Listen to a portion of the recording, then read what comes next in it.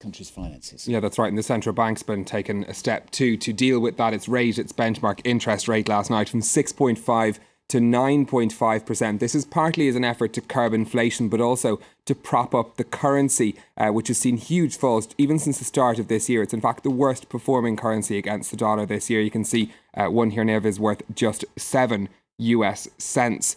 At close of trading yesterday. Kiev also has a problem that's running short of foreign currency reserves that it used to pay its import bill. It has less than 2 months worth of cash left. It's waiting for the first payment from that $18 billion IMF bailout to come. The central bank governor says the money will arrive soon, but this as Russia has been putting increasing pressure on Ukraine to pay its outstanding gas bill of over $2 billion, and as Ukraine faces into its third recession since 2008. Is that making any difference to the markets then? Not in a tangible way today. We had seen it hang over the markets in trading yesterday, but today in Asia, the positive lead from Wall Street is helping things, certainly in Japan anyway. The Nikkei up almost 1% in trading after the recent falls that we've seen. Not such a great picture in the Hang Seng in Hong Kong. Ukraine still in investors' minds, but the other economic and corporate news is driving shares rather more.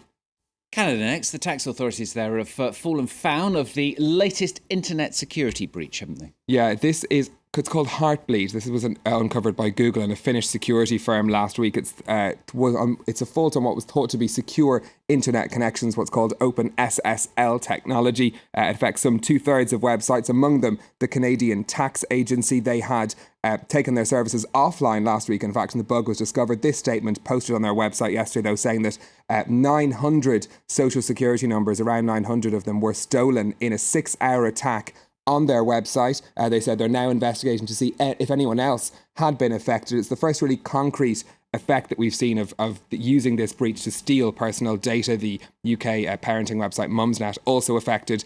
They said they're investigating how that touches their users too. OK, let's come back to France. The government trying to make life easier for businesses. Number of different ways, 50 of them in all. Yes, 50 this week. In another 6 months, there'll be another 50. This is all part of François Hollande's plan to make it simpler to do business in France.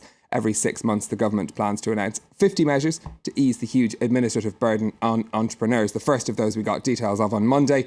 This also has the handy effect of saving the state €2 billion a year. Some of the rules set for the chop, though, these seem a little unusual, as Calvin now explains. Cutting through the red tape. This advertising printing business has fewer than 20 employees.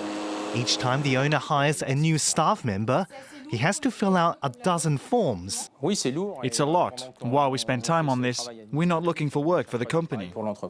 Soon, small businesses like this one will only need to complete a single form online. It's one of 50 recommendations on ways to cut red tape and save the state's €2 billion a year on admin costs. Earlier this year, President François Hollande promised to make doing business in France easier. In return, companies will create jobs in a bid to lower record unemployment. More than 3 million French people are jobless. Another measure, simplifying the payslip from 30 lines of charges and deductions to just a few basic details like this payslip from the UK. Business owners say this is long overdue. We've got someone employed part-time just doing this throughout the year, checking payslips and doing all the paperwork. It'd be a great time saver if we don't have to hire that person. We're saving money that we can invest elsewhere.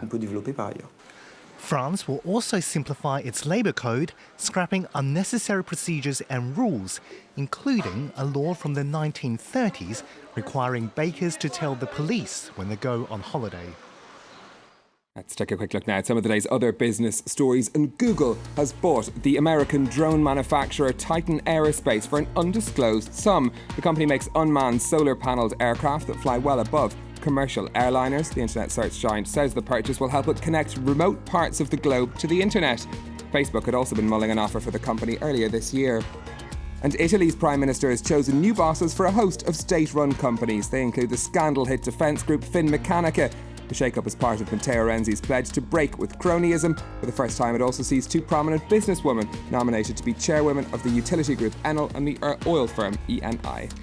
And finally, it might be about to get a little bit easier for residents of the US state of Colorado to purchase their legal marijuana. You just stick your money in the slot, don't you? Yeah, it's a new vending machine for marijuana that was enthusiasts got a preview of in Colorado on Monday. The creators have taken great care to ensure that only legal marijuana purchases are allowed. They using biometric identity cards, which you can see sort of there, with people be able to identify themselves to make sure that they're legally allowed to purchase it. It's only for medical marijuana purchases for the moment, and it'll also be under camera surveillance, the company says, to make sure that all the rules are adhered to.